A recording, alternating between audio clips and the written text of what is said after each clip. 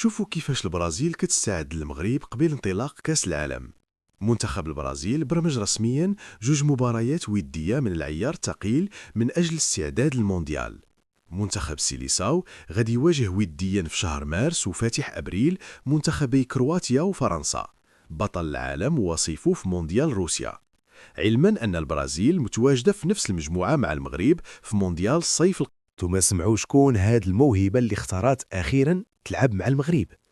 أيوب بوعادي، جوهرة نادي ليل واللي بغاتو ريال مدريد ومانشستر يونايتد وباريس سان جيرمان. صافي اختار المغرب، وفي الغالب غادي يكون حاضر في معسكر شهر مارس الجاي.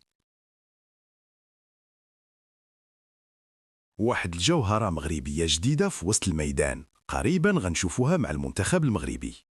الأمر كيتعلق باللاعب الشاب سمير المرابط. سمير كيلعب في نادي ستراسبورغ الفرنسي وكيقدم معهم مستويات كبيرة هاد الموسم. سمير مغربي حتى للنخاع، وبحسب آخر الأخبار فممكن جدا نشوفوه بقميص المنتخب الوطني في معسكر ماري